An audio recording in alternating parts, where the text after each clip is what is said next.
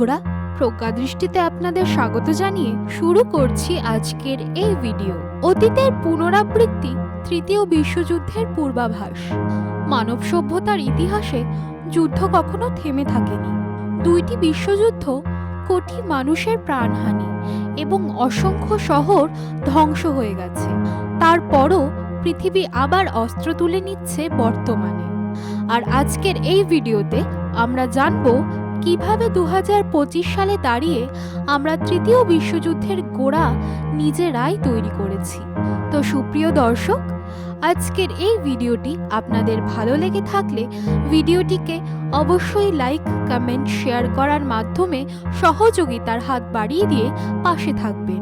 সেই সাথে চ্যানেলে নতুন হয়ে থাকলে চ্যানেলটিকে সাবস্ক্রাইব করে পাশে থাকা বেল আইকনটিতে ক্লিক করে অল সেট করে রাখুন আমাদের নতুন নতুন ভিডিওর আপডেটস সবার আগে পেতে।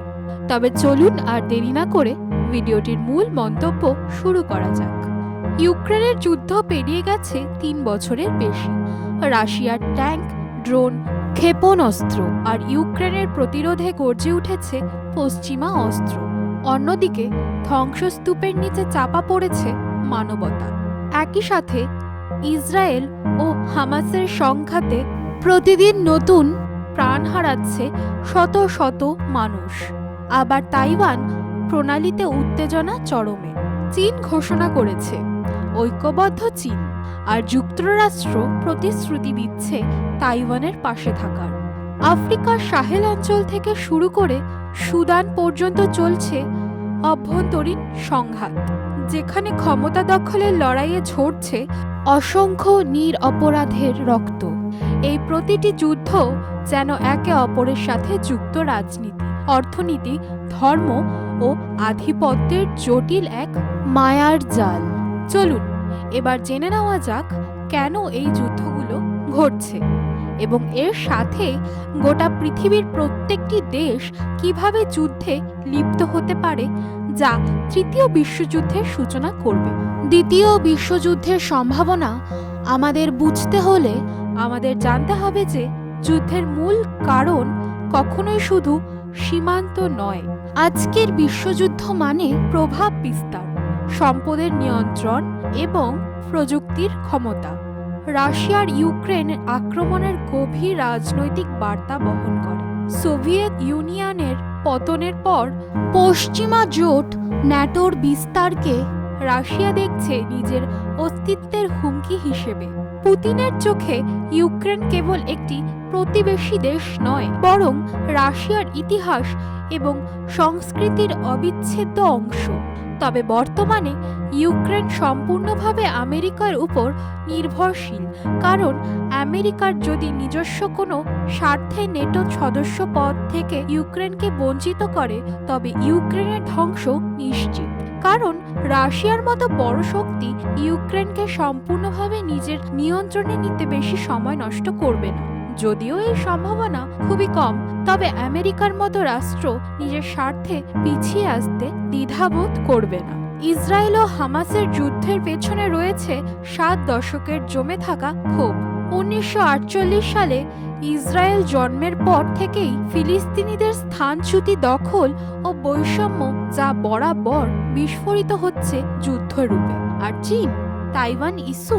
চীনের কাছে তাইওয়ান বিচ্ছিন্ন প্রদেশ, কিন্তু তাইওয়ান নিজেকে দেখে স্বাধীন গণতান্ত্রিক রাষ্ট্র হিসেবে। এই টানাপোড়া এখন প্রযুক্তি যুদ্ধের রূপ নিয়েছে, বিশেষ করে চিপস, এআই ও সামরিক প্রযুক্তির নিয়ন্ত্রণে। এইসব সংঘাতের মূলেই আছে ক্ষমতার ভারসাম্য। আমেরিকা, রাশিয়া, চীন এই 3টি মহাশক্তি বিশ্বের প্রভাব ধরে রাখতে একে অপরের বিরুদ্ধে কৌশল সাজাচ্ছে। একদিকে পশ্চিমা গণতন্ত্র, অন্যদিকে স্বৈরতন্ত্র ও জাতীয়তাবাদ। মাঝখানে দাঁড়িয়ে সাধারণ মানুষ, যাদের কাছে যুদ্ধ মানে ক্ষুধা, মৃত্যু আর ভবিষ্যতের অনিশ্চয়তা।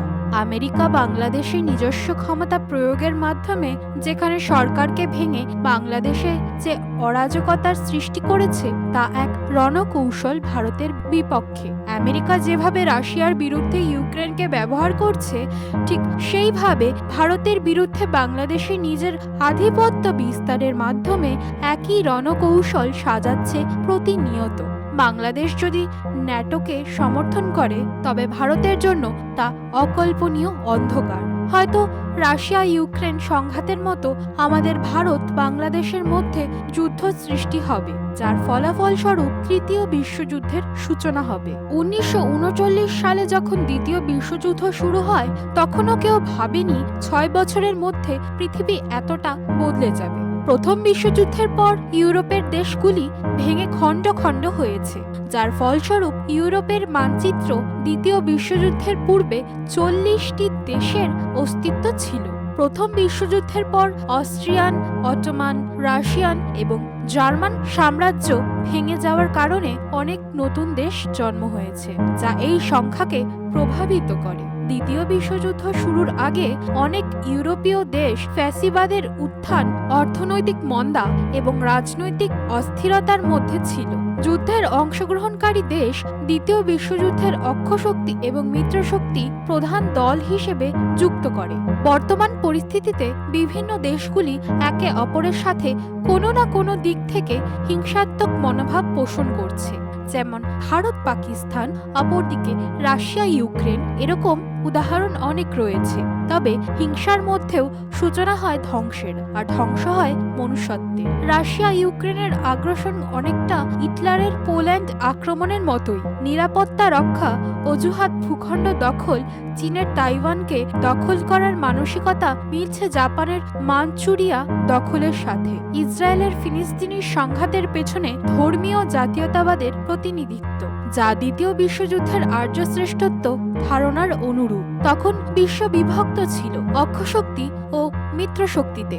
আজও পৃথিবী বিভক্ত, একদিকে ন্যাটো ও পশ্চিমা দেশ, অন্যদিকে রাশিয়া, চীন, উত্তর কোরিয়া, ইরান ইত্যাদি রাষ্ট্রের আনুষ্ঠানিক জোট।